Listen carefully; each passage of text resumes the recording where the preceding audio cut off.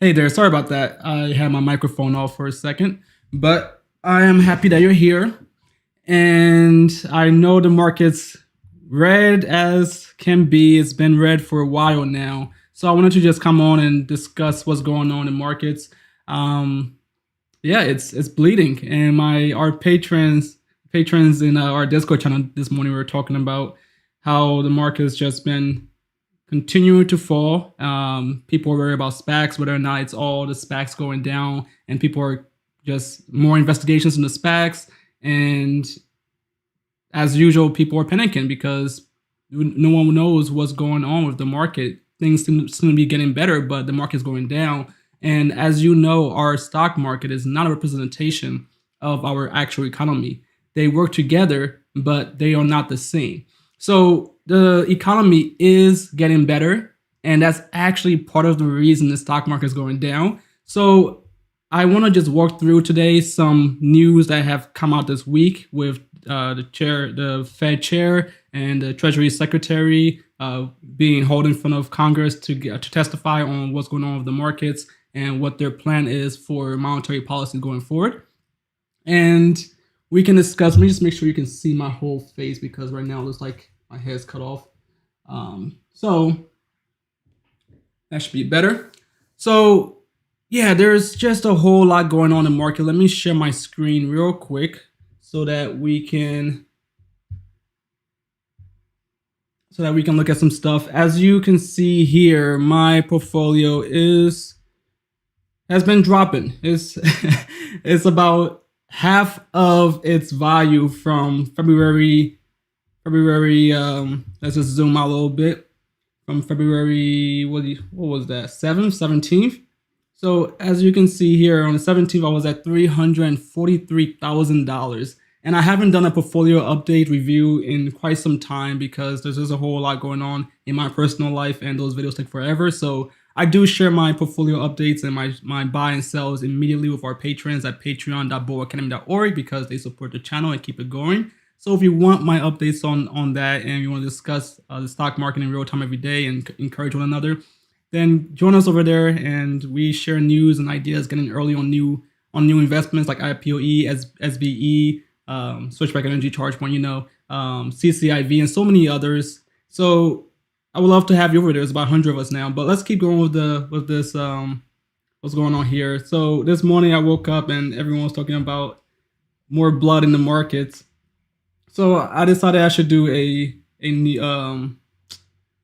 live stream, and I just saw this from one of our patrons, Elliot, and turns out that Powell likes what he's seeing in the markets. So let's look at this article. So Powell says that he's praising the markets, the economy, and the recovery, and he sees the Fed pulling back their support in earlier than they expected because the economy is recovering much faster than they actually expected. We got vaccines much faster than we've ever got them before, right? They usually take 18 months, 2 years to develop.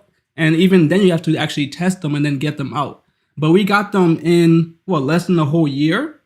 So we did very well as a global ecosystem to get our vaccines out and deployed very fast, thanks to technology that has been developing for years. So we got very lucky in this, and we were able to stave off a whole lot of hurt in our health system and decrease more or prevent more deaths because in the United States, we've lost 500,000 lives. 500,000 people have died from this. And even though we got vaccines much earlier than expected, it's been very bad. So the Fed chair says, hey, we had to do what we did. We had to lower interest rates. We had to do quantitative easing and support these markets before they crashed. Otherwise, people would have lost more jobs and there would have been a lot more hurt, not just health-wise, but in the economy as a whole, right? If the stock market falls and the financial systems fail, then those companies have to react. And usually what happens first is they will cut off jobs. They will start laying people off. And when people get laid off, people stop spending because they have no income. And when the people stop spending, businesses stop making money. And when businesses stop making money, they don't have enough income to support their payroll, so they lay off more people, and it goes down a vicious cycle. And that's similar to what happened in the Great Depression. In the Great Depression, the issue was deflation, not inflation. Deflation is much worse than inflation. And we've covered inflation and what deflation means in a previous video about a year ago now. And you don't want deflation anywhere that you are. Deflation is terrible, and it leads to just a whole bunch of suffering. So the Fed chair, Jerome Powell, is saying, hey, we had to do what we had to do. We did it, and it's going very well. People didn't lose as many jobs as they would have if we didn't take any action. So they lower interest rates to near zero to support the economy and allow borrowing so people can continue, so business can continue to afford payroll. And it worked. It did very well. There was lots of success here. So he's saying that, hey, due to, in a nutshell, is the quote here, in a nutshell, it's a combination of better developments on COVID, particularly the vaccines, and also economic support from Congress. So Congress has rolled out trillions of dollars in stimulus, and that's been very helpful, is what he's saying here. And that's really what's driving it. And he said that's going to enable us to reopen the economy sooner than might have been expected. So he's saying, hey, we have been going very aggressive in supporting these markets during this last, 18 months now, a year now. And we've done it because we had to, but we see that the economy is actually doing better than we expected. So we might have to ease off on our support. And that happened yesterday. So the market reacts, as you're seeing now, and they're saying, hey, Jerome Powell, Mr. Money Printer, says the markets are doing well, the economy is doing well. So that means that we're going to see inflation sooner than we expected, and we're going to see interest rates get driven up sooner than expected. Because Jerome Powell and the Fed were predicting that they would continue their easing, the quantitative easing, until 2023, keeping interest rates low, near zero, until we reach full employment. And inflation reached about 2% and exceeded that for a good amount of time, to continue doing that for the long period of time. But he's saying, hey, we actually might see inflation do that earlier than expected. So we might have to ease up on our support. So the market's saying, okay, that means that growth stocks might not be the best place to be right now. The traders out there, and the hedge funds, and all those people who have to manage money and make sure they don't lose money, because that's their whole mandate. Don't lose my money, but grow a little bit. So I'm happy that you're showing some success for me, right? As I've covered this in the past, the money managers' goal, their job is really they're hedge funds. Their name is in the name. They're hedge funds. They hedge against loss, right? And then of course they want to show some growth. So that's what they're concerned about, the growth stocks. So they're as you can see in the markets, growth stocks are getting hammered, right? I'm a growth investor, so my whole portfolio is growth. I have IPOE, I have Lucid, I have ChargePoint, Tattoo Chef, Jumia. So I'm getting hammered, right? And yeah, it's not pretty. But hey, look, I'm still up a lot more than where I started, right? And I don't see my portfolio just going to zero anytime soon. And I don't see it ever happening. So I'm just holding. That's how I'm reacting to all of this. So traders are saying, hey, where do we find the next big thing? Where do we find the next good trade? Where do we find the next 10 bagger, 20 bagger, right? So they're saying, oh, cyclicals. Let's go into the stocks like Ford and the automotives, because when the economy reopens, those companies are going to do better, because there's going to be more consumption on the markets, because people are going back to work. They're getting more money in their pockets, so they're going to spend more money, which means cars are going to be bought more. People are going to buy more cars. So Ford and GM and all those guys are good trades for this reopening. If we see a reopening soon, that's what's going to happen. People are going to rotate their portfolios from growth stocks to the reopening stocks, right? So the AMCs, I don't know how AMC is going to fare. Some analysts said that AMC is going as 1 cent. So maybe not AMC, but if the economy opens up, if the economy rebounds, then all of the consumption is going to go into the real goods, right? The theaters, the in-person experiences, no longer Zooming, right? We're not going to be in front of our cameras all day on Zoom. So that means Zoom's not going to do as well as they would have as they've been doing over the last year. And that means Slack's not going to do as well either because people are going to be back at work communicating. I mean, Slack's pretty good. They just got bought by Salesforce, so they'll be fine. But Zoom, right? And Netflix, less Netflix and then chilling because people are going to be out doing things. So that's what you're seeing here. People are rotating out of the growth and they're going into cyclicals. They're going into these recovery stocks, reopening stocks, excuse me. And that just hurts us, the growth investors, in the short term. But on this channel, what we do is we practice what I call the bull mentality, right? And the bull mentality is that we know what we invest in. We understand what we invest in. We believe in what we invest in, and we hold for the long term because that's how we build wealth in this country. That's how we give ourselves the best chance of success on the stock market. So yeah, I am down another 5% today. I'm down 25% for the week. I'm down 37% for the month. I am down 29% for the last 3 months, quarter of a year. But I'm still up a whole lot. I'm still up a whole lot for the year and all time. And I don't see that changing unless I panic and sell. So yes, the market goes down. And I know I'm talking at you very faster because there's a whole lot of cover. And I want to be sure that you understand that we are in this for the long term. If you're a day trader, if you're a swing trader, then yeah, you might be in some trouble because you're trying to time the market. You're trying to figure out when's it going to go up and when's it going to go down. So yeah, I'm sorry if you're swing trading. More power to you. I hope you succeed. I'm not a swing trader. I don't encourage it because most swing traders, most day traders will fail.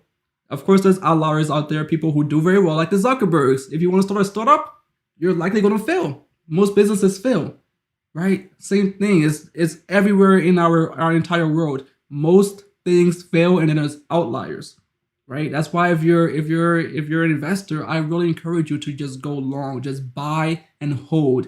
Buy and hold. Warren Buffett, Charlie Munger, Mark Cuban, all of them just say, hey, just buy and hold. That's how I got 10x on my Netflix on Amazon, according to Mark Cuban, right? That's what he did.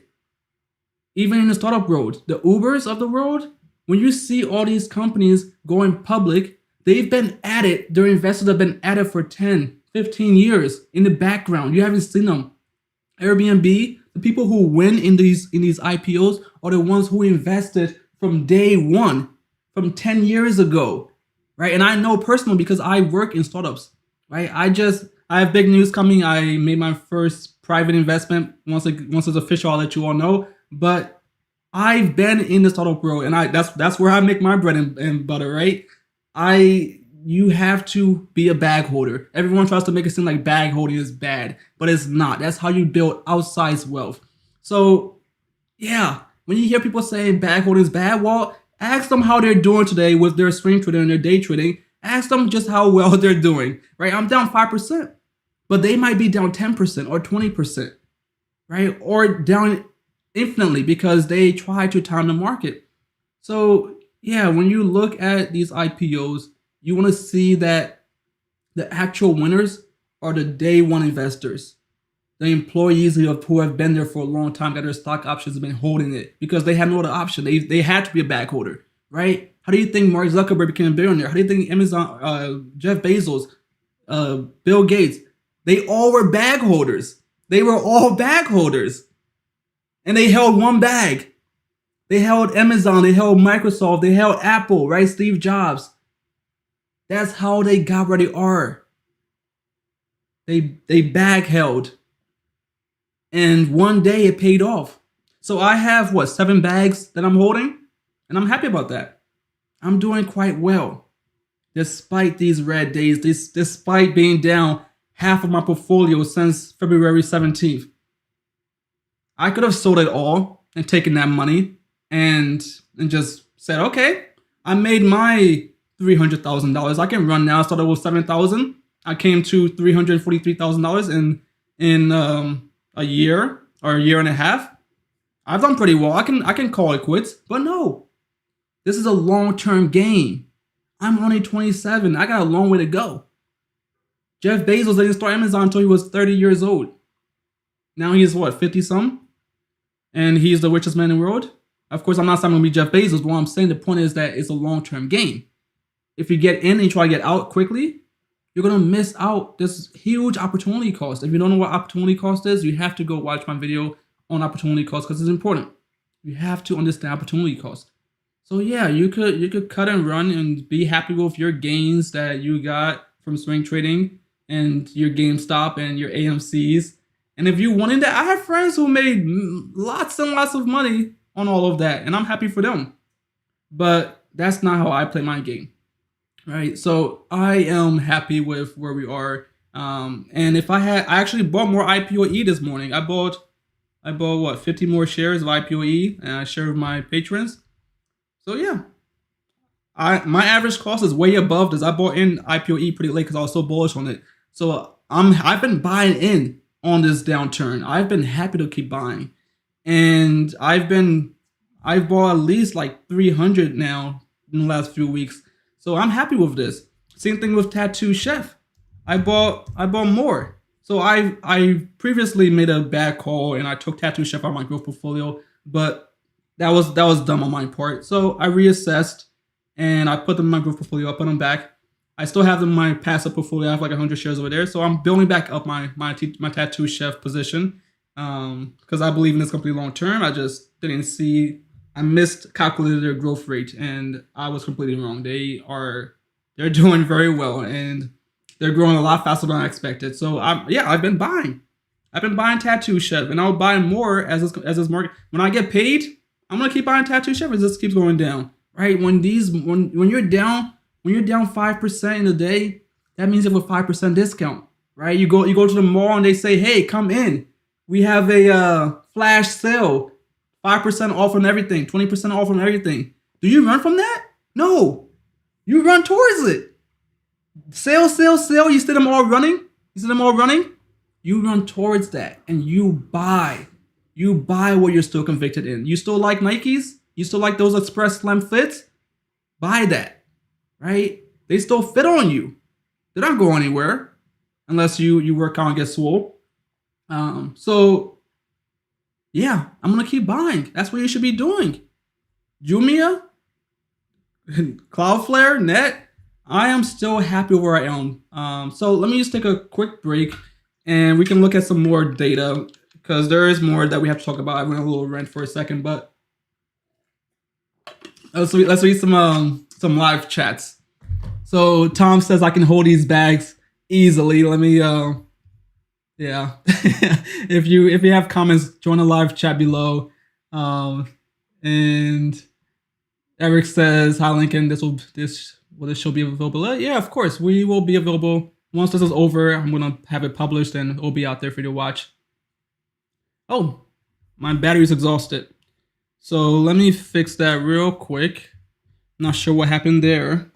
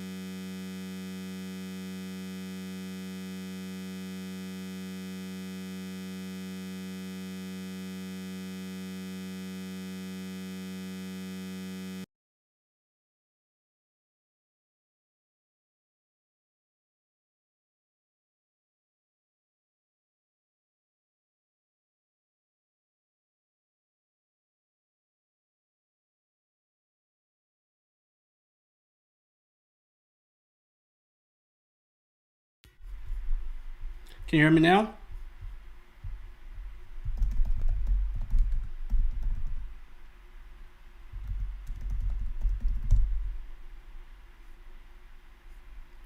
Can you hear me? In the live chat, let me know.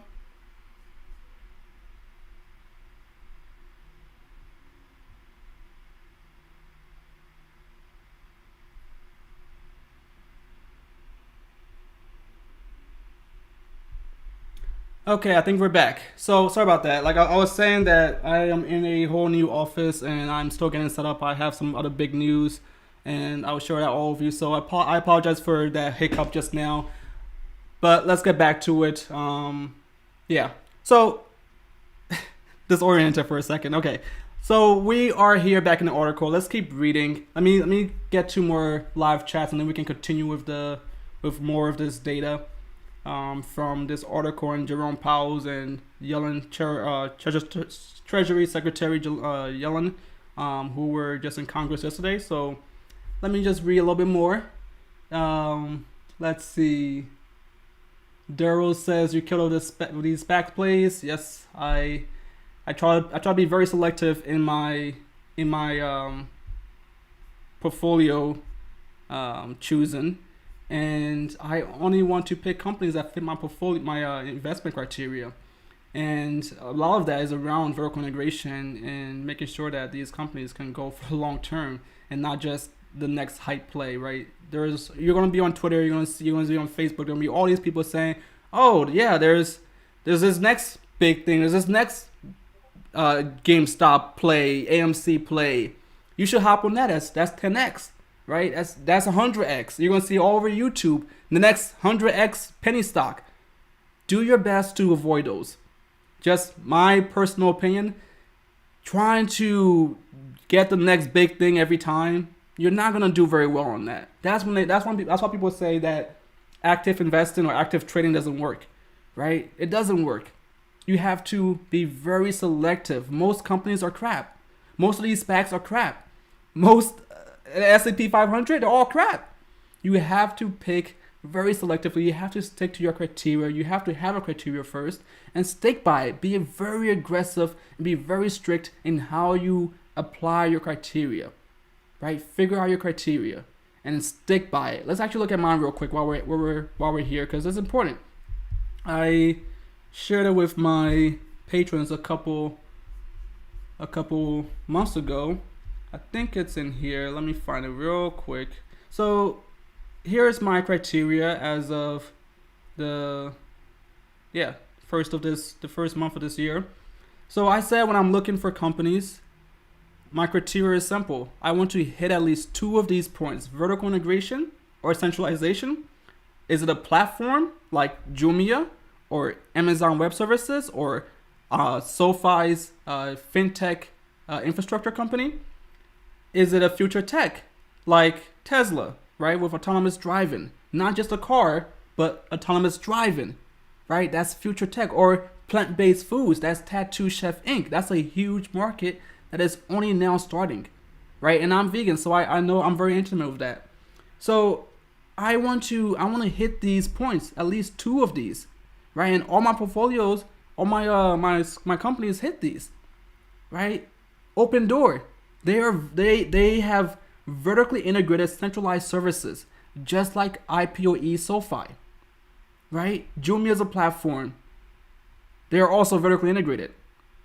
Even the companies that I work for, GoPuff, they just raised billions of dollars yesterday or a few days ago, and they are vertically integrated. So even in my jobs, I want to find companies that meet this criteria because I'm also investing in those startups in the form of my compensation, my salary. So I am very strict about this criteria. And my last line here is, and market leadership is preferred, but not exactly required. I just want to be top two if you hit the above marks, right? So I've worked this around a little bit. I can't remember where I landed, but that's about it. That's my criteria. I'm going to cover this in more detail later and break down my companies and how they all fall into these buckets. But I stick by this, right? If you don't stick by your criteria, you're gonna get hurt. You're gonna get burnt. You're gonna get torn. Scared away from the market. And then you're gonna abandon wealth building. And then you're gonna say, oh, the stock market is a scam. And hey, that's unfortunate. So I just want you to be very careful in how you're interacting with the community. The community is great. We all learn from one another, right? Twitter, Facebook, the SPAC Force. They've been very great, right? I've been very fortunate to get in when I did, and I found a communities that were able to show me some new great ideas, like Nikola. I got into Nikola because I saw on Twitter one day, and I said, "Oh, what's this SPAC thing? What's a special purpose acquisition company thing?" And I looked into it, and Nikola was a great entry into all of that. But turned out Nikola wasn't so great. I didn't think about that too well when I first hopped in, and I just jumped in because everyone said, "Oh, this is gonna be great," and I thought hydrogen, yeah, that's the future. I like that. And I still believe in hydrogen, but not so much Nikola. And I've done a whole video on Nikola in the past, so you should go watch that. But when you see these markets correcting, it's because people bought a whole bunch of stuff that they didn't believe in, and so now they're selling it off to get to the next big thing, right? That's why they call it cyclicals. And yeah, you're gonna get hurt on that. If you don't time those cyclicals well, you're gonna get burnt when you buy here and it's down here now, right? That's how it goes. So let me just finish reading a few more comments and we can get back to this article and some other articles that I want to just point out to all of you.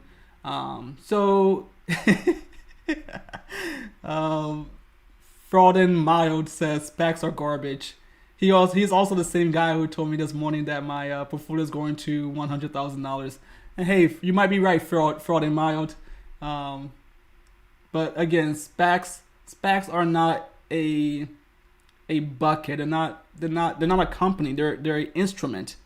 That's like saying buckets are garbage, right? Well, buckets don't do anything on their own. They are instruments, like hammers. Hammers are garbage? Well, no, hammers just a tool. Just like the IPO, the initial public offering, it's just a tool.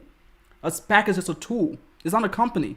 So people saying SPACs are garbage? No, well, you're thinking about it completely wrong. It's a tool.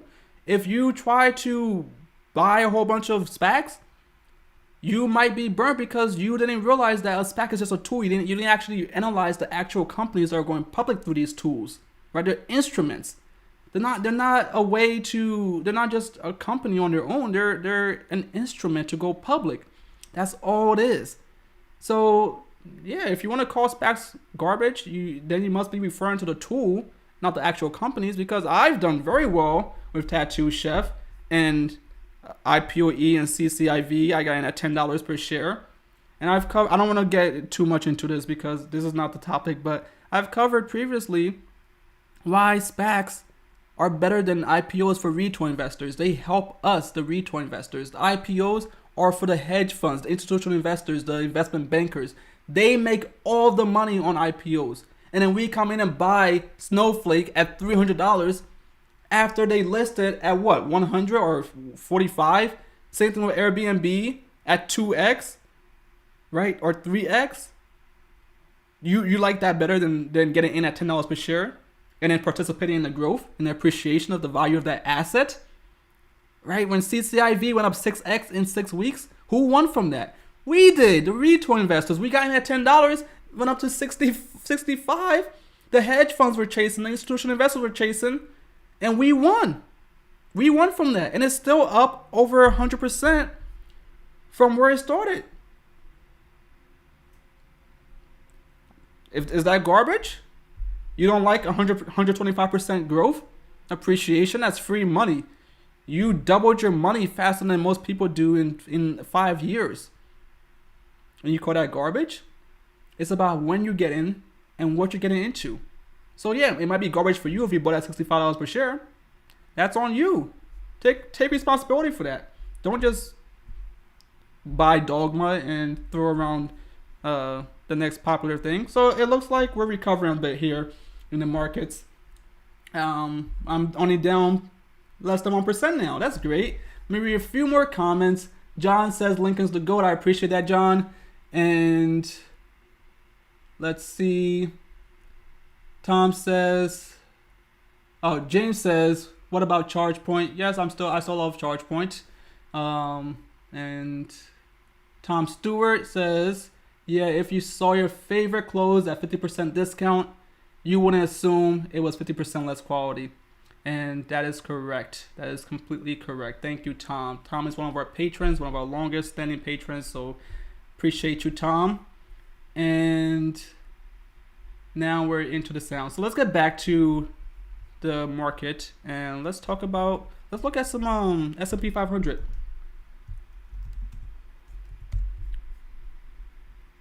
S&P 500 is down 0.2% today, so it's recovering too.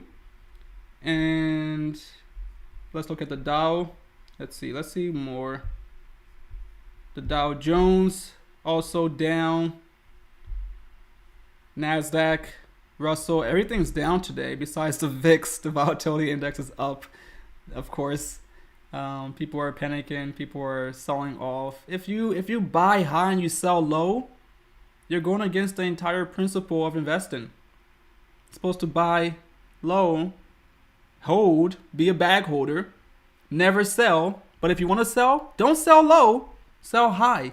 If you need to deleverage, if you're buying on margin, which I buy on margin, if you're buying on margin and you have to deleverage at some point, which I had to in the past, recently, then you sell high. You don't sell when the market is just completely crashing. You want to time that to sell when the market is higher, not when it's going up, not when it's going down, right? That's the only time it makes sense to time the market, because you don't want to buy on margin and then sell low on margin, because then you're losing twice. If you lose on margin, you lose hard. And I don't encourage anyone to buy on margin. It's very risky. I'm a very aggressive investor. So this is the one place I say, don't follow my lead on this one thing.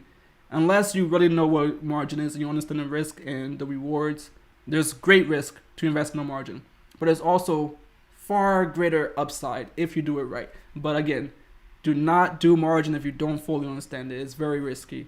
But if you are doing margin, yeah, you have to be very careful. You have to time the market just a little bit to make sure that you aren't selling when it's low. You want to sell when it's going up, right? So that's the only time it makes sense to really try to time the market, just to deleverage. Deleveraging is a critical part of investing on margin. You have to pay back your debt at some point, right? And you want to pay it back when you're winning, not when you're losing. So let's read a little bit more from this article. Yes, I'm sorry, Valier. I'm sorry if I mispronounced your name. I have no interest in cryptos. I do hedge. Again, in case I'm wrong, because I'm not always right. If Bitcoin goes to $1 million in the future, I have my 3% on one Bitcoin, and I'll be happy with that. But I'm not a believer in Bitcoin. I don't see any reason for it to succeed, right? So again, I think that's very speculative, and I might be wrong, but no one has proven to me any reason that Bitcoin has to succeed. Blockchain is very useful, but Bitcoin is an application on the blockchain. I'm an engineer, so I really appreciate the technology that is blockchain, but Bitcoin is just an implementation on top of it that doesn't have any value of its own.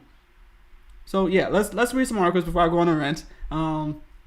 So this article goes on to say that the U.S. has been vaccinating close to 2.5 million people per day, and hospitalization and death rates have been generally coming down, even though caseloads have plateaued or gradually rising in some states.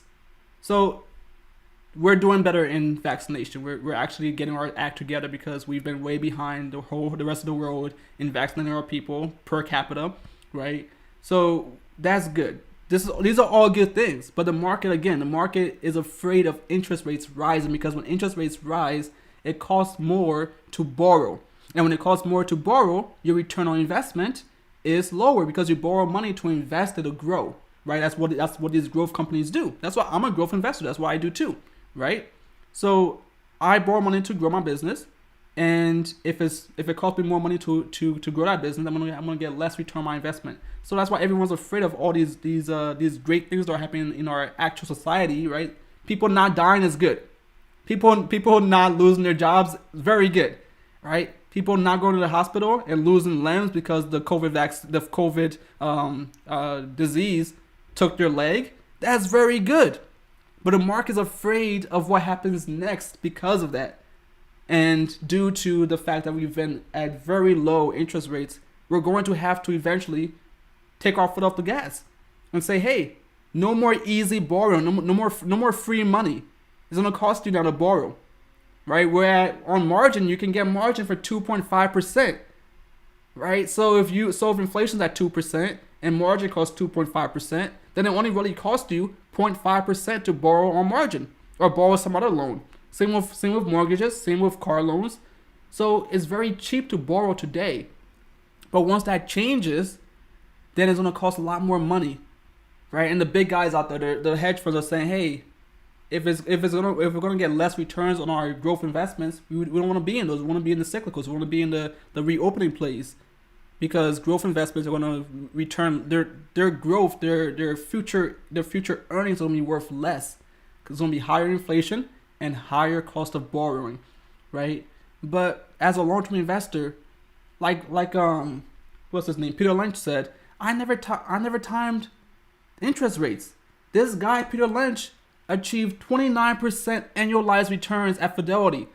One, if not the greatest, if not the greatest, and one of the greatest mutual fund managers of all time. 29% annualized returns. The S&P 500 does 7 to 10% per year. He did 29%. And he says, hey, I don't spend my time timing interest rates or worrying about the next crash. People spend way too much time on that, and you lose. And this is another quote by him. He says you lose more money trying to time the market and prepare for corrections than you do in corrections. Let me say that again. You lose more money. People have lost more money preparing for corrections than they do in corrections. So no, if you're a short-term investor, then yeah, go ahead and fixate on all these monetary policies changing in the short term and in the long term. But if you're a long-term investor, all you care about is that your company is making money today. They have a plan to grow that money in the future. They have a plan to serve their customers better and more efficiently in the future.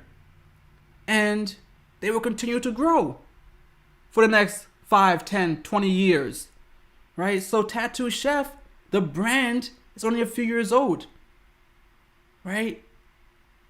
Lucid Motors, who just sold out of the reservations, they're only a few years old. SoFi, only a few years old, it is getting started. They're not just gonna, a business could fail tomorrow, but I'm betting that they're not gonna fail tomorrow, right? I'm betting that they're gonna continue to grow for the next 5 to 10, 20 years.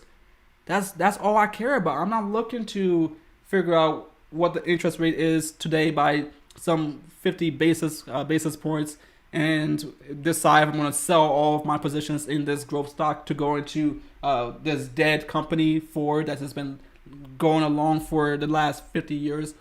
That's not what I do. So when some people are freaking out, I'm going in and buying.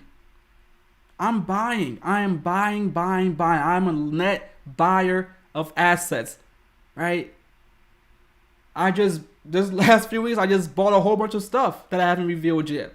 Well, of course, my patrons know at patreon.boardacademy.org. So I'm buying. And all of this that we see here is good for our economy, for our society. This is all good stuff.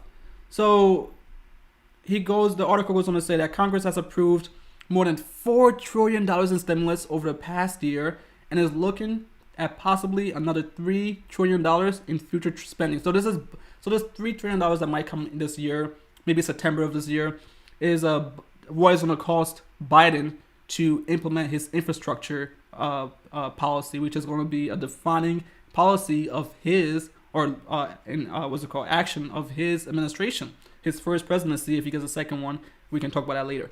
But this is going to be huge. And this $3 trillion is not going to be like this $4 trillion. This $4 trillion was just money given to people and given to businesses who I'm not sure deserved it. But this $3 trillion is going to be a net good for the United States. If you take $3 trillion and you put it into infrastructure, that means more jobs, which then means more spending because people are making more money, right? More people are making money. So it's going to turn into spending. Then they can buy new cars. They can buy luxury electric vehicles like Tesla or ChargePoint. So Sorry, not ChargePoint, Lucid Motors. So this is going to be very good. If we actually get this infrastructure bill, it's going to be good for our economy. And that's going to be, the markets are doing better than they have in the past, right? The financial markets, at least, that is. But people don't like that because that means higher interest rates will be coming sooner than expected, sooner than 2023, which was originally projected. So yeah, this is why, this is the whole reason this is going down. And Jim Cramer, I bash on Jim Cramer a lot, but he says that most retail investors don't get this stuff, right? You don't have to really understand this and fully. All you have to know is that interest rates going up, not great for growth. Interest rates going down, great for growth. That's it. So when these interest rates go up, people are the big guys who have to rotate their money every few quarters. They are the ones selling out of these positions. And of course, the swing traders are also selling out because they're freaking out when the markets go down. So for the rest of us, the long-term investors, we don't have to care about this stuff too much. As long as the USA is not falling apart, it's not going to fail tomorrow, we're fine. As long as our companies continue to make money and find new markets, find new revenue streams, we're going to be doing just fine, right? Apple's been around forever. IBM's been around for like 100 years. I interned there and I was so amazed by how long the company's been around. They've been around for over 100 years. They're not just, you have to find companies that are going to last, right? They're going to be here for the next 20, 50, 100 years. So if you find companies like that, you're not too concerned with the booms and the bust, right? We're going to have booms, we're going to have bust. We've been in a boom for a decade now, right? We're going to have our bust. We've delayed our bust. We need a bust at some point. We're going to have a bust. And maybe this is it. Maybe we're in it right now, right? Or maybe we were in it last year, in March of last year, when the markets just plunged and I was in the negatives. We're going to have booms, we're going to have bust in the short term. Every decade, every 5-10 years, it's going to happen. You have to recognize that, be cognizant of that, and just hope for the long term. Hi, Orlando. So yeah, let's finish this article real quick, and then we can read some more comments from the live chat, because I do appreciate you all engaging. So Powell called the current fiscal practices unsustainable, though necessary in the face of the crisis. So again, Powell said, "Hey, we know we pumped too much money into the markets, but we had to." And he says the article was going to say low interest rates are allowing the U.S. to shoulder the debt load without causing too much hardship, though Congress eventually will have to address the debt issue, he said. We will need to do that, but that time is not now, Powell said. Yeah, we're going to have to address all this money printing that we've been doing, but not now.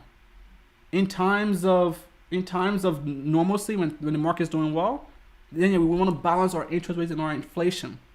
But when we're in hard times, we have to react and we have to be aggressive to make sure there's not too much hurt, right? To make sure we don't go into the deflationary spirals like the Great Depression. If we didn't act, we could have been a lot worse than where we were last year. Could have been a whole lot worse, right? We got into a terrible recession very briefly because the Fed acted. But if they didn't act the way they did, we could have gone down into Great Depression territory, where deflation takes hold, right? Because people think the money's gonna be worth more tomorrow, so they hold off on it, right? That's what happens with a lack of inflation. So if we didn't do that, if we didn't act and support the markets, we could have had a lot more hurt. And that's what the Fed's been saying over and over again. That, hey, yeah, we know it's bad. We're printing money. It's fine. We have to do it right now. We'll handle what happens in the future, right? When the future comes, we'll handle that. We have the tools. We'll have the tools that we have today in the future, and we'll handle what happens then. Right? We've been through this over and over again. We'll handle it. Just calm down. We'll get to it. Right? So the article finishes by saying, looking back over the past year, he said he has no regrets about the extraordinary measures the Fed took, even as some critics worried that the amount of fiscal and monetary stimulus could prove troublesome later if the economy overheats. So yes, if the economy overheats, then that can be bad too, right? We don't want the economy to go too hot. We don't want it to go too cold. So we have to have a balance. We have to have interest rates and inflation at a balance. It's a balancing act. It's very delicate, right? So finally, Powell says, ultimately, in a crisis, I think what we did served its purpose in staving off what could have been far worse outcomes. Yeah. So that's that article, and this is just some more stories. Powell and Yellen tell senators economic support is still needed. So although the markets seem to be doing better, we're going to have some inflation spike transitorily in the short term. He still thinks that, hey, we still need support for our markets, right? And Powell says the stimulus package isn't likely to fuel unwelcome inflation. So again, he's saying, hey, we're going to have a little spike in inflation, but that's going to be short term, going to be short lived. We still need to keep going to get to that 2% that we want. We need a 2% target. We need to get there. We need to exceed that 2% because we've been missing our mark for too long. So, yeah, that's what we're seeing here. And then we have the jobs reports from February 2021. Where employment's been going down, so that's good. People are getting back to work. This is all good for our society, our whole system. But investors, the short-term people, the short-term-minded people, which is needed in the market. We need people who are short-term minded. But for me and you, we have to be long-term minded. We have to be investing and holding, right? So unemployment is going down, which is great. And S&P 500 again. Let's see where we are. We're nearly flat. That's great. So we're getting back to even for the day. And I am green. Look at that. Woo!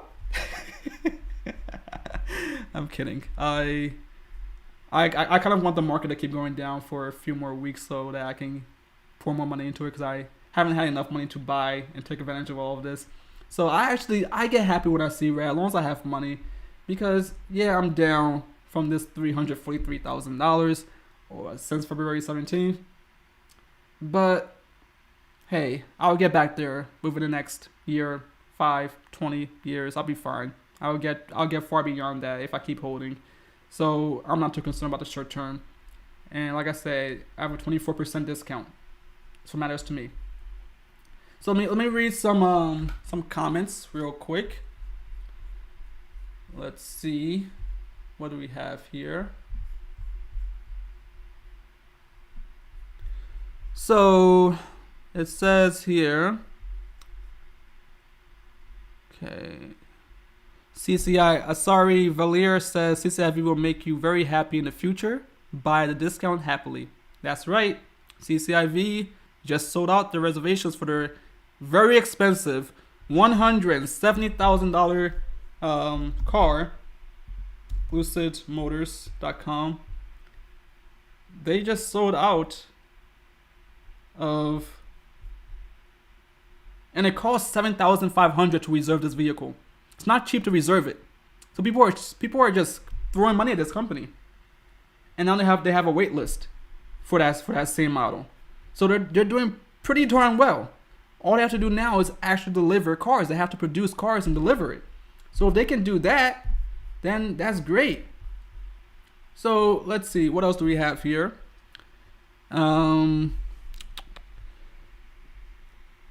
Lincoln, are you accredited? No, I'm poor. I'm poor, John. I don't have that kind of money. I'm not accredited. I'm not an accredited investor yet. What's your process for investing in private companies? So I'm not accredited, but the way I invest in private companies is by working for them. I've been in startups since I graduated college. I got my first job before graduating college as a software engineer. So I've gotten lots of stock options, and I just recently exercised thousands of stock options. So if that company continues to do well, and hopefully they will, then, and they go public or get bought, I'll have a very nice payday. So yeah, I lost out on some of my salary in the short term. I could have been paid a lot more. So my package was big, but it wasn't a whole bunch of, it was good cash, but it wasn't as much as it could have been. But that's an investment in my future. So That's how I invest, and I just left another startup and I'm going to use another startup. So I invest in startups by working for them. And I told my patrons yesterday that, hey, let me actually read that post from our Discord. This is you get rare insight into our Discord channel where I share my thoughts and everyone discusses. So where did I put that? Where was that? Let's see. Right here. So I pointed out here that this is the company I was working for just until yesterday, and they just raised another $1.15 billion. They were on CNBC yesterday as well, or 2 days ago, and yeah, they're doing very well. They've been doing well for a very long time. I was a software engineer there. I just left yesterday, and they're valued at $8.9 billion. When I came last year, they were valued like 2 times less than this. So I've doubled my investment already. And if they ever go public, right? So that's how it goes. This is how the massive wealth in this country is built. This is how it goes. And if you have the means, you have the will, and you're willing to work hard in the short term, because it's a lot of work. Right, I don't make as many YouTube videos as I would like because I have to work so hard on these startups that I work for. It takes a lot of energy and a lot of commitment, right? You can't just sign off. You can't just log on at 9 a.m. and log off at 5 p.m., right? It requires more dedication. But that's how these private investors, when you see all these angel investors who are on Twitter with their blue checks, they were working at Airbnb 10 years ago. They were working at Uber 10 years ago and Lyft 10 years ago. And now they went IPO and they're instant multi-millionaires. Some of them hundreds of millionaires, right? So you want to find promising startups to work at if that's your thing, right? It's not for everybody. So for me, I can take on the extra risk. So yeah, so John, I'm still poor, but that's how I make my private investments. Tom Stewart says I'm bullish on buckets. Yes, I'm very bullish too. And Highway Pro says some tools like SPACs might not be suited the best for your investment style. Choose wisely. Seems like for me, SPACs are not really the thing. So yeah, SPACs are not for everybody. They come with more risk, right? And they're for you could be holding your money there for 2 years because they have 2 years to find a company and take them public. And sometimes they don't work out. Many times they don't work out. So they can hold your money for 2 years and then not do anything with it. So that's a huge opportunity cost. You could have invested all that money into other companies during all that time. But you took a bet on the sponsors of the SPAC. So yeah, there's increased risk, but there's increased payout if it goes well, like we saw with CCIV, right? And QuantumScape. Everyone's now chasing QuantumScape, and QuantumScape was at $10 per share at some point, and now QuantumScape is at, let's see, Quantum. I'm sure it's back down from its highs, but it's still at $46, which is more than 4x, right? Look at that. That's QuantumScape. Retail investors bought down here, which is great. We got a chance to get in early, and we rolled up to here. And if you're a swing trader, this is what you could have sold if you like swinging. That's a more than 10x, 13x gain. And retail investors got that. Not the hedge funds, not the institutional investors. The retail investors got that too. We get to participate in SPACs. That's the value. But sometimes they don't do so well. So you have to find the good ones. So let's see. Ansari Valir says, I'm assuming you have no interest. Oh yeah, I already read that. Hostin Baker says, keep up the good work. I appreciate you. Ansari Valir also says, any regrettable investments you made besides Nikola? My biggest regret is, actually I don't have a regret in Nikola. I learned a whole lot from that whole era. Nikola got me into SPACs. I knew nothing of SPACs until Nikola came out. So I'm happy, and I came out on top of Nikola. Let's see, where did I buy? I think I bought Nikola when it was around maybe 10, and I sold them for 66. I think that's good. No regrets here. So yeah, I mean, it didn't go as I would have liked for the long term, but for the short term, I still won. I learned what I had to learn, and I got out of that. I think I did have some bad calls. I bought QuantumScape and I sold it right before it shot up. Same thing with Luminar. I bought it at something like maybe $10-12, and then as I sold it around like 14, 20, whatever, it shot up the very next day. So I missed out. You can't time the market. The reason I sold them is because I lost conviction. I didn't have conviction in them, right? So when I have conviction and I know something, I buy. When I lose that conviction, I sell. I don't care where I'm at, as long as it makes sense. I'm not gonna hold on to a bad investment because I want to time the market and hopefully it goes up, because it just might go back down, right? So I want to get out as soon as I'm ready to get out and move my money to something else that I'm more convicted in, which is why I only have like 7 stocks in my portfolio. So in my growth portfolio, I have other investment portfolios, but this is my main portfolio. So let's read a couple more.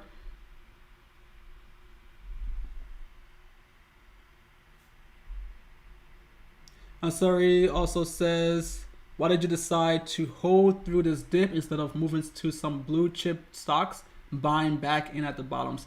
Because I don't time the market.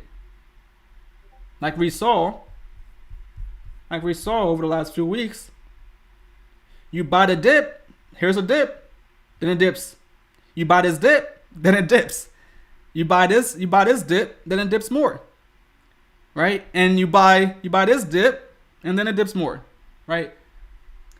I can't time the market, so I'm not gonna try to buy into blue chips or sell my growth and then buy blue chips and then sell my blue chips and then buy growth. I'm buying growth because I want to grow. Growth doesn't happen overnight, right? The overnight success, that takes 10 years. That takes 20 years. Amazon was down to, what was Amazon down to? Let's look at Amazon stock. Look at Amazon. They were at $1 per share. They went up to $48.60, and then went right back down to $10 per share. So if you sold here because you got afraid it was at $7 per share, then you missed out on this growth. Look at all this. So for years, maybe for years it was down, but this is an opportunity to continue to just grab more shares of that, right? If you can buy more shares of Amazon while it's down, that's good for you.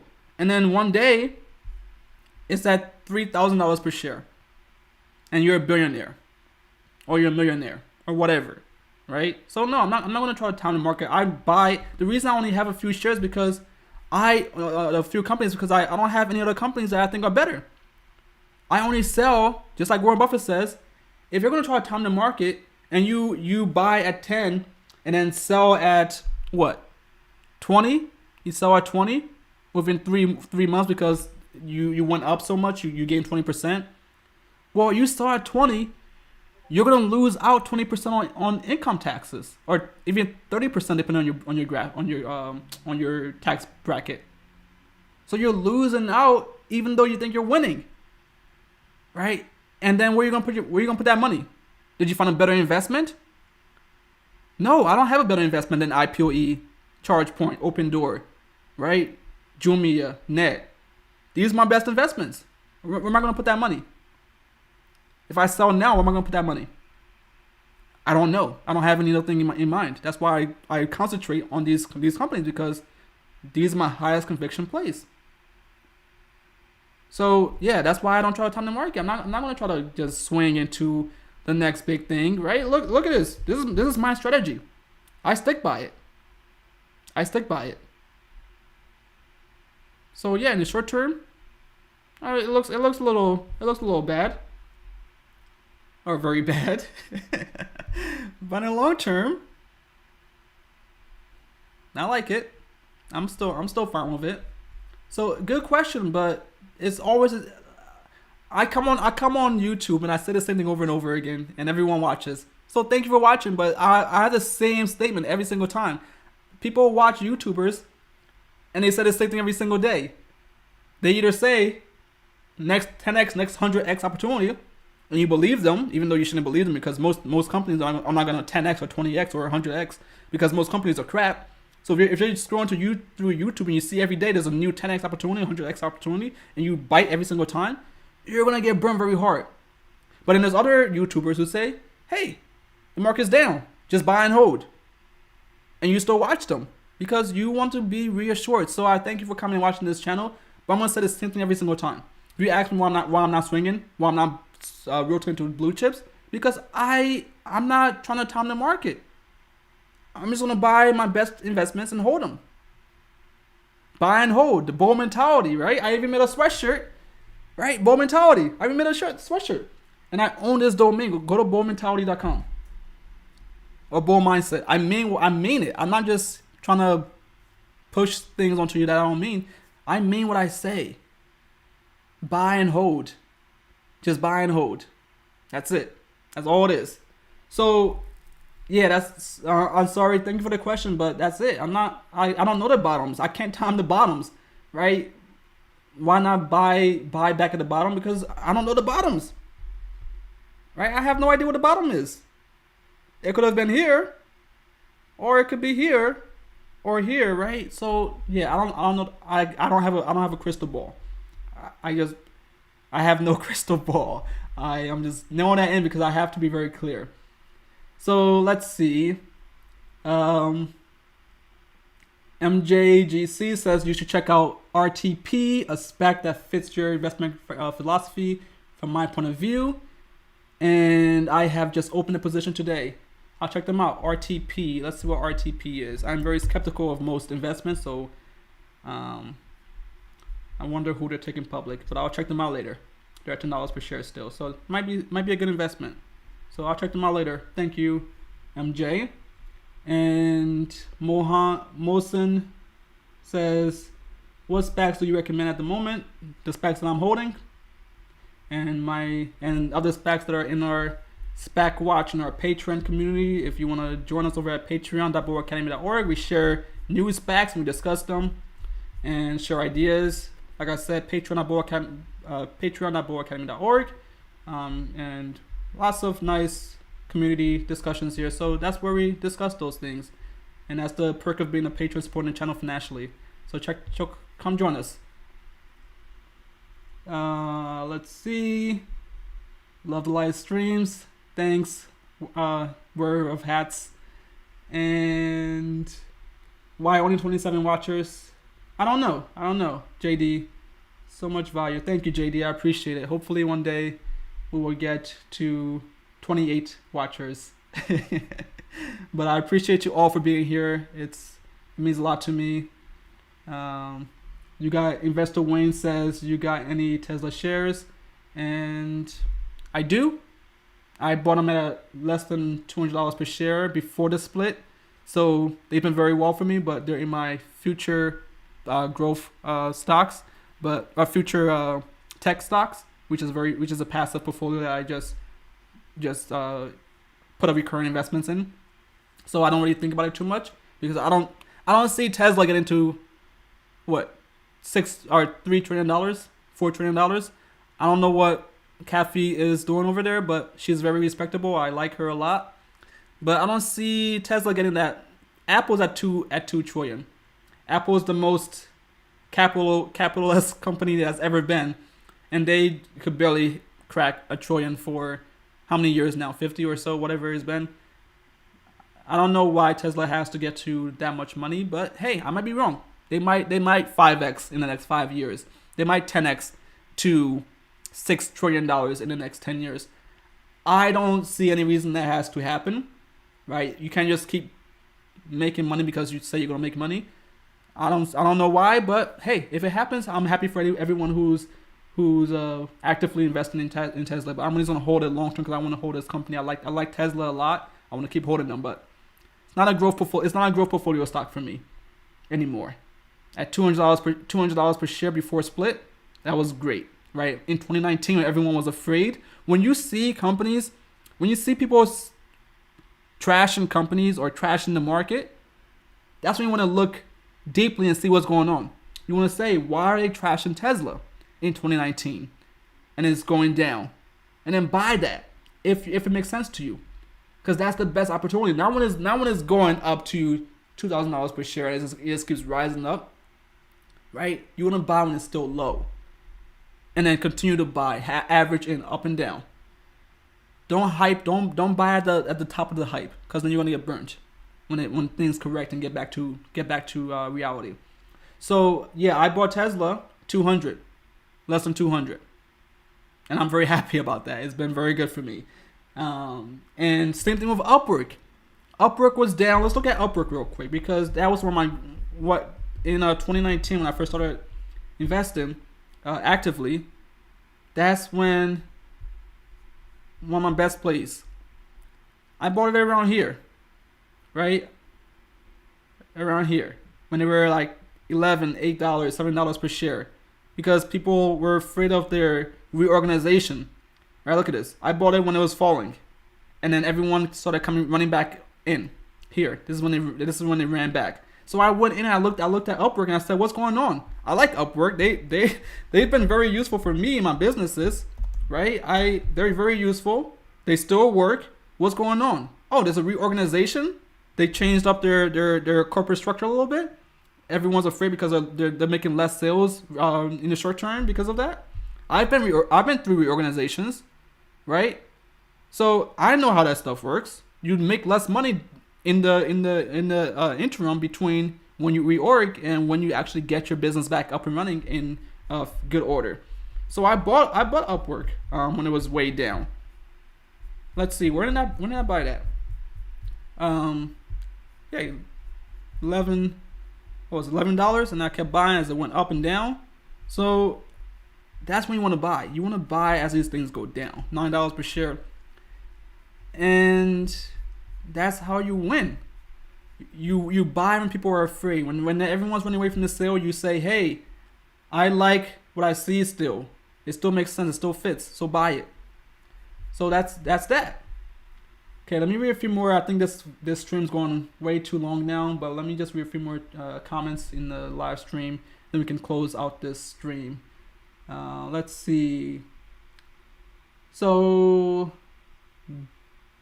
Golden Boy Beats says, if you would start investing from scratch right now at this moment and current prices with some spare cash on the side, would you buy the same stocks that you hold now, or would you skip some? Yes, I would. Let's see. I probably would buy them. They're all pretty depressed. Like Jumia, I bought Jumia at $5 per share, and now my average is around $30 per share because I had to sell a couple of them at some point and then buy back. But I bought Jumia when it was down here and everyone's afraid. I bought it here, right? So, and now it's here. So I would still buy them again because it's still cheap in my long-term vision. I see Jumia going to $1,000 in the next 10 years. So yeah, I would still buy it. That's the only company that I question a little bit, but yeah, I would still definitely buy it. Cloudflare. Oh yeah, Cloudflare has ran a lot. I don't know. I haven't looked into the numbers on Cloudflare recently, but Cloudflare as a business is very special. I use them for my own platforms that I build. Let me just show you one of them. So this platform that I built, you see how fast I loaded? Without Cloudflare, that would have taken a lot longer, maybe a few seconds longer. But Cloudflare makes that super fast. This is Cloudflare at work, right? And they protect my site from any attackers. Before I added Cloudflare, I got a DDoS attack, the denial of service, and I had no idea what to do. Then I went to Cloudflare and they said, "Hey, are you under attack?" And I said, "Yes, I'm under attack. I need help right now." And they've been rolling out. They're so instrumental to the internet. They make the internet safer, faster, and they make remote working and corporate infrastructure a lot more seamless and efficient. That's what Cloudflare does.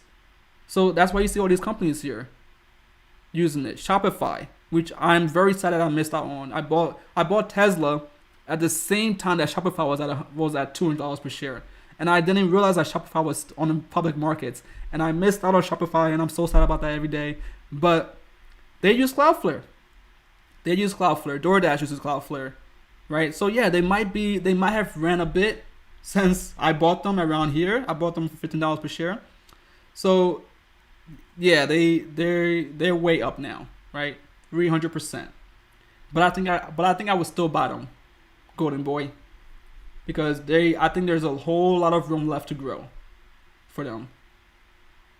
So last comment from, oh, there's still more. And Jay says because Lincoln is underrated as AF. So thank you again. I appreciate all of your support, guys. Thoughts on Palantir. I was actually recently watching a video on Palantir, and where did I share that? I think it was Food for Thought. Palantir. I was just watching that a few days ago. I want to find that so I can share with all of you, because I used to really hate on Palantir, but then I watched this video by their CEO, and it really changed my mind on the company. So I'm not so much of a hater on Palantir anymore, but I started to figure out if I want to invest in them. Let me see. Where did I share that? It's such a good video, and it made so much sense. So I like the company now, just based on a couple videos that I was able to watch from the CEO, just talking about why the company matters, and I really think it's an important company for the USA as a society, as a world power, and yeah. So as short answer, I'll find a video later. I'm not sure where I put it, but I like Palantir now. I don't like Peter Thiel, which was the main reason I didn't like them. I don't like culture means a lot to me, and Peter Thiel is not my guy. I don't like him at all. But the CEO made lots of sense, and I appreciate what he was saying. So Palantir, in my short thought, I think they will be very instrumental to the future of the United States government and our sovereignty. So I like that. Haven't looked into the numbers yet, but if you look into the numbers and you like it, then I would support that investment.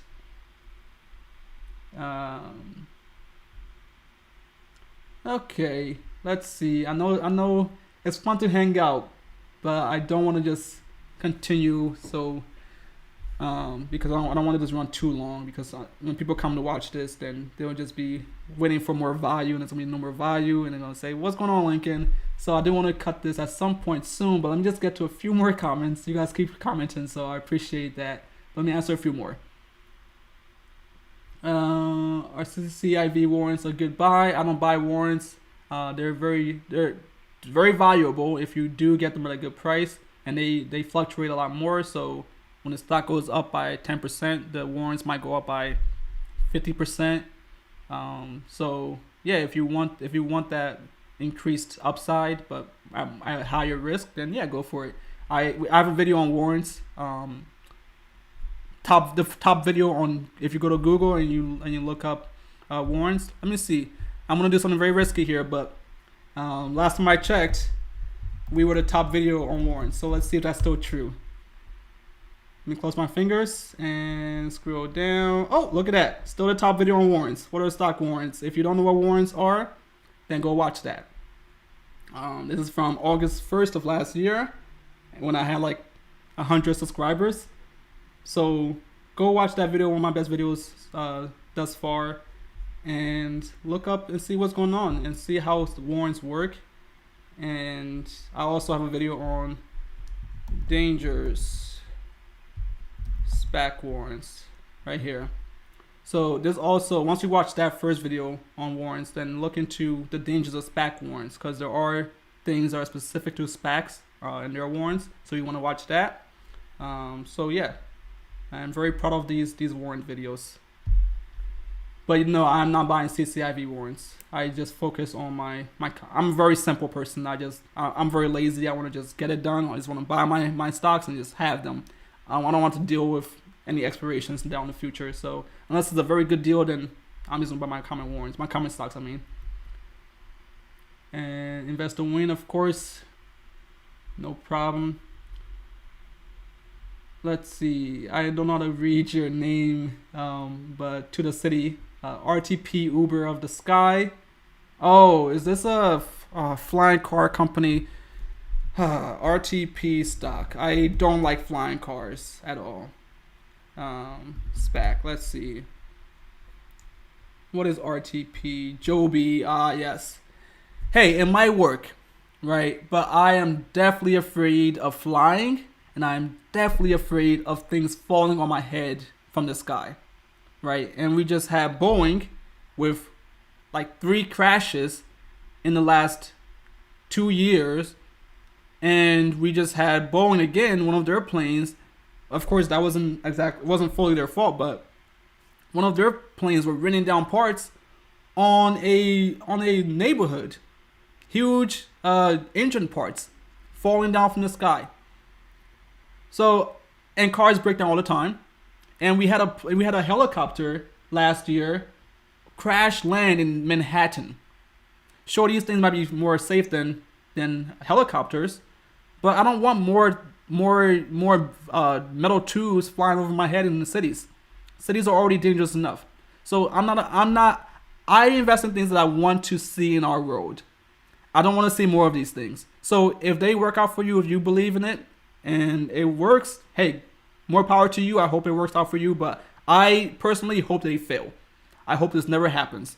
So that's just my opinion. I don't know the numbers, but they look sleek. They look like a nice company, but I do hope they fail. That's just my honest opinion. I don't want to see more flying stuff over my head in my cities. So no RTP for me. Let's see. So he goes on to say they bought Uber's platform. Yes, they bought Uber's ATV, and Toyota, JetBlue, Air Force, and etc. are invested, vertically integrated, and expanding to other countries around the world. Yeah, great, but not for me. I don't like that one bit. Let's see. What else do we have here? What do you think of THBR, Thunderbridge? That's the battery company, I believe. I think that's Microvast. I think I liked them until I realized that how much of a China influence they had. I'm not a big fan of Chinese companies, but if they do what they say they do, then great. But not for me. I'm not convicted in it. I did have a position in that when I was doing my research, but no longer. So how do we join a Discord? So thank you, MJ, for that question. How do you join a Discord in our Patreon community? Go to patreon.bullacademy.org. Let's go there right now. And this is it. You can join our Patreon community. Let me actually go there on private so you can see.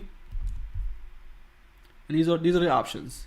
So yes, my plans cost more than other YouTubers, but I believe it's very valuable. And it's not just me in there. There's many people with lots of great insights and lots from many different walks of life and very smart people, different industries. We all share our perspectives. So I appreciate everyone in the Discord and the Patreon community, because this is what keeps the channel running. This is how we keep this going, and I really appreciate everyone. Of course, our patrons are very supportive of the channel and of each other, right? That's the whole point, to be in community and help one another get through all of these red days, right? So we talk about these red days, and Wild Child posted here some blood. So yeah, this is the community, and I chat a whole lot, and share my thoughts on stuff. I do my best. Of course, I have a 9-to-5, so I can't be as active as I would like to, because I have to work at these startups to build my outsized wealth. But I do my best to provide insights into my thoughts, and of course, you get my portfolio updates in real time, right? As soon as I make a trade, that's what you see. and I share all my thoughts and, of course, behind the scenes and all these other stuff. So book recommendations. So yeah, join us over at patreon.boilacademy.org. I don't do too much of a plug in videos, but I do want you all to have access to that if you're interested. So thank you for the question, MJ. And that's how you get the Discord. Once you join our Patreon community, you get access to our Discord automatically. And of course, the link's below in the description. So let's see. How many more questions do we have here? Thoughts on GNOG? I keep getting this question. Coach Keith. Answer the question, Coach. Let's see. GNOG. Golden Nugget. Yeah, I used to invest in I used to be in, what was this? What was the SPAC for this? LCA? Yeah, I had LCA before the SPAC closed, but I wasn't convicted in it. But I do see the growth of the online gaming, and of course, more states are legalizing sports betting and online betting and all of that. So gaming is becoming more of a tax revenue supply for our governments. So that's good. I think that if you can be a big player in this market, you're gonna do well in the future, because, like I said, more states are going to allow this to happen, as you can see with DraftKings, and of course they're a little different. They do sports betting, but it's similar, online gaming. So DraftKings this was a SPAC, right? This is a SPAC. DraftKings was at $10 per share. If DraftKings had gone through an IPO, we wouldn't have gotten in at this price. But retail investors had a chance to get in here and ride up to where it is now, where it's at 400%, 5x or 6.5x what it was at. So this is the value of SPACs for retail investors. This is how we went, right? You have to find the DraftKings of the SPACs. Most SPACs are crap, but there are very good ones, like SoFi. So yeah, I think GNOG is good, but not for me. I haven't looked into the numbers. So you, of course, look into the numbers to make sure it still makes sense as an investment, and their growth projections to make sure that they're actually going to continue to grow and it makes sense, and government policies and how fast it's going to take place. Right? When you're investing in industries that are heavily regulated, you have to look at the progression and the projections of the policies that the governments have planned.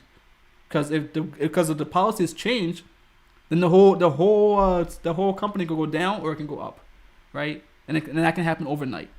So be careful in these industries, especially same thing with cannabis industry. I'm investing heavily in cannabis with SBVCF, which is now GRAMF, GRAMF. I have a video on that. But my bet is that in the future, when weed and cannabis is legalized across the entire nation, they're going to grow so much faster than most of the other companies, right, in the industry. So that's what you got to watch out for in these heavily regulated industries.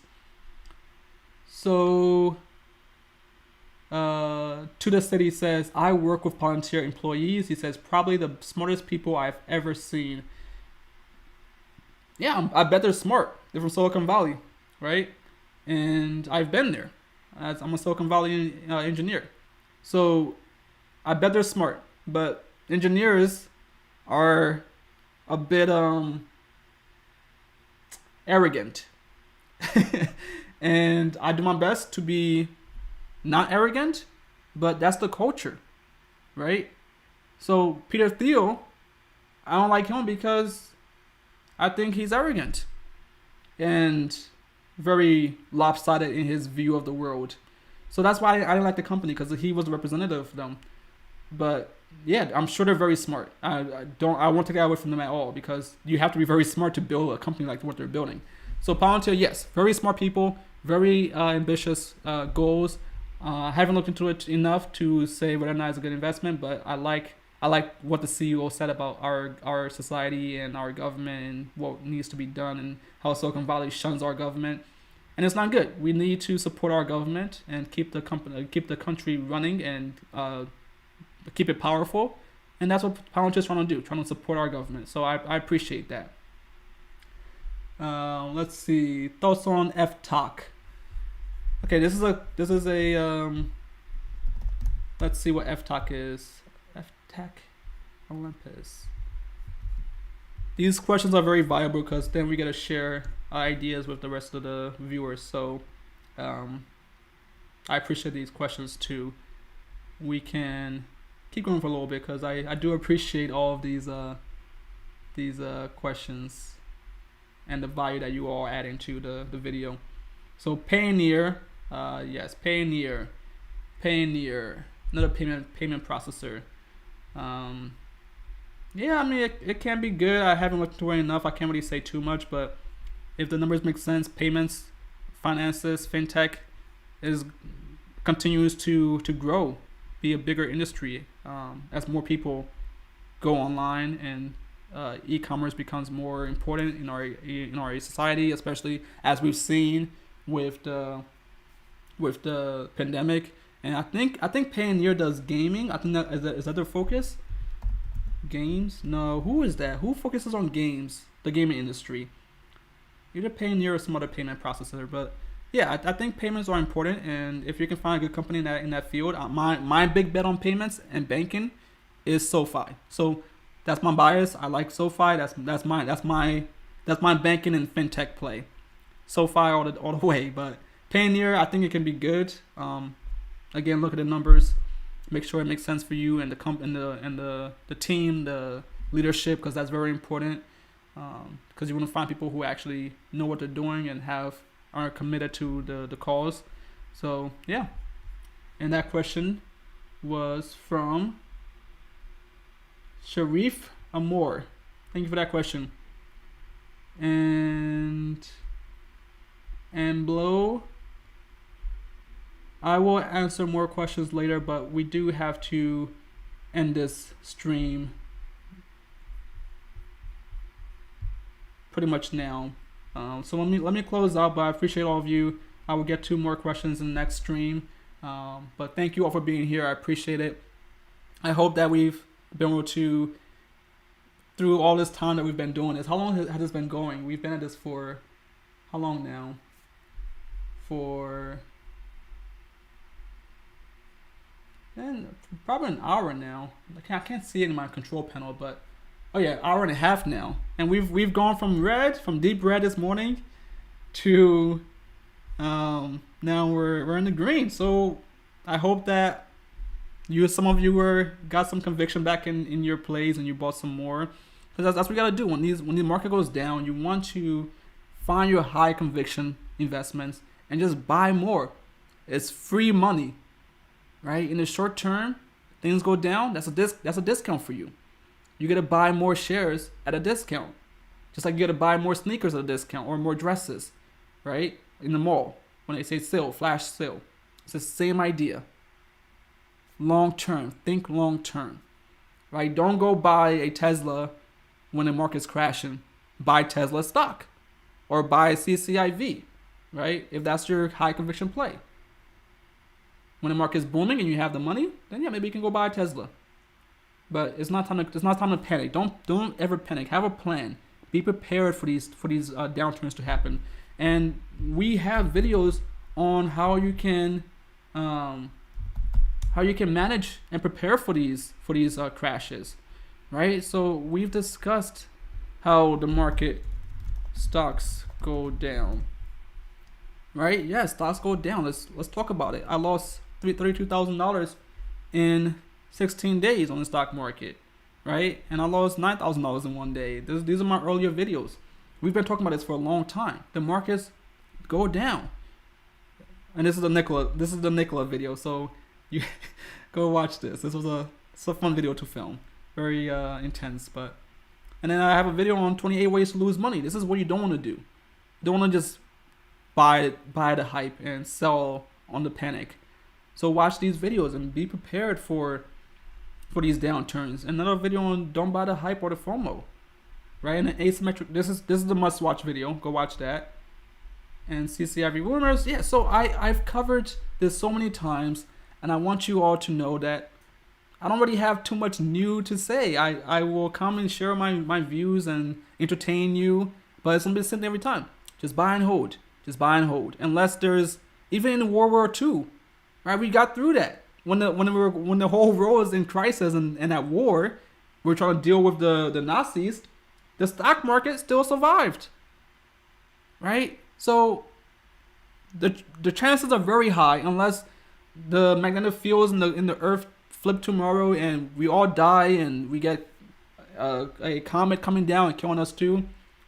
The USA government is doing just fine, and if you're investing in USA companies, that makes sense. They're likely gonna do some fine in the near term, or in the midterm and in the long term. That's how I think about it. That's how Warren Buffett says, "Hey, never bet against the USA. We're gonna be just fine." So when these markets go down, remember that the market's gonna fall. The market's gonna go down. Just be patient, stick to your plan, and buy and hold. And if we go to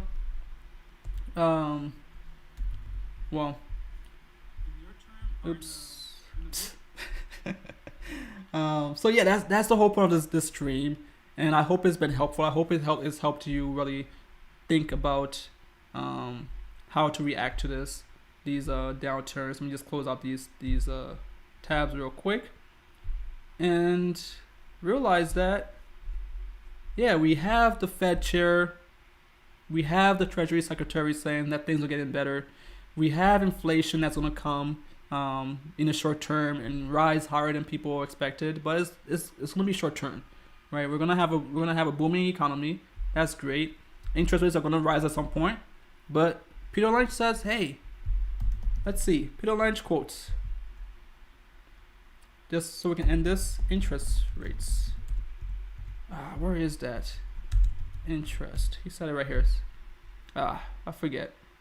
But in one of his quotes, he said, "Hey, I don't try to time interest rates, right? I just buy and I hold, and I do 29% annualized returns, like it's nobody's business." So if Peter Lynch can do it, Peter Lynch can buy and hold, you can buy and hold too. Just be patient. Don't freak out. And if you're buying on margin, if you're doing higher risk things like I am, I advise you. I mean, I would say, have a plan for when markets go down, and have a plan for deleveraging. If you have debt, you're gonna have to pay off that debt at some point. So I have margin, and I've been trying to pay it down before and during these downturns, right? On green days, not on red days, right? We want to deleverage when things are going well, not when things are going bad, because then you pay off your debts with more cash on hand, not with less cash on hand. So that's really when you have to worry a little bit, because you have debt to pay off and you might get a margin call. But if you don't have a margin call, you don't have any extra risk, and your companies are just doing fine and they're still making money, they still have a plan to grow, then you're gonna be fine. Don't stress out too much. And no, it's not just SPACs, right? It's not just SPACs.